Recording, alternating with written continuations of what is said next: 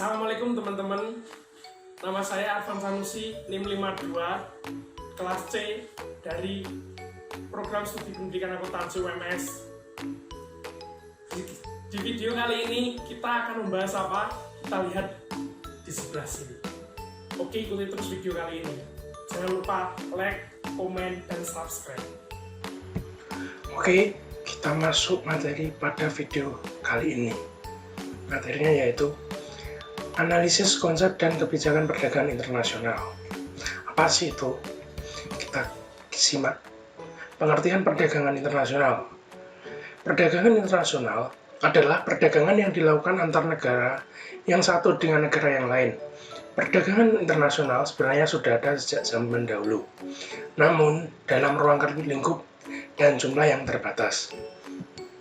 Kemudian setelah itu ada faktor-faktor pendorong. Faktor apa saja?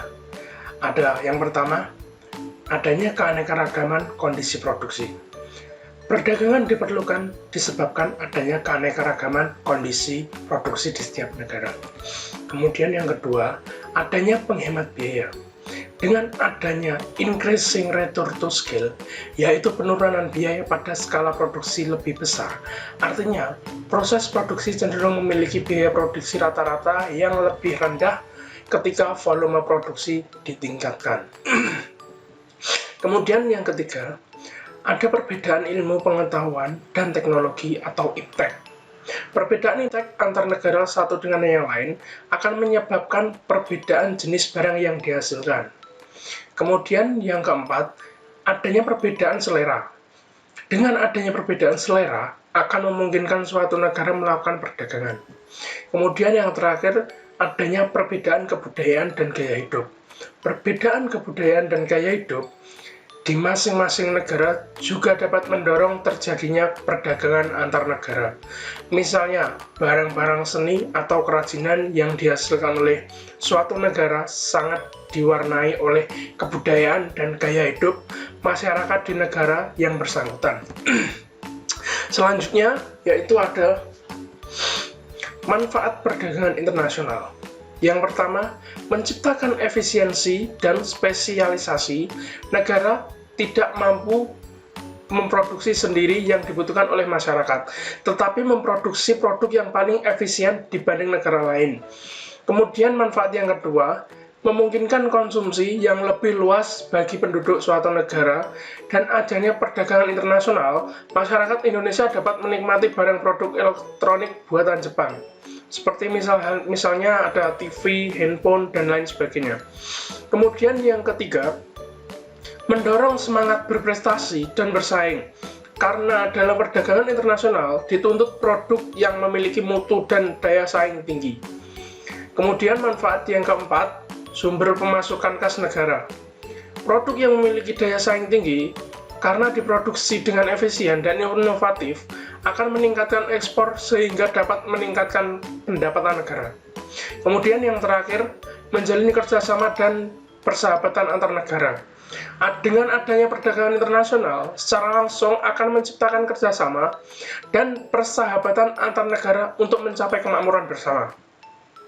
Kemudian selanjutnya, yaitu ada kebijakan perdagangan internasional.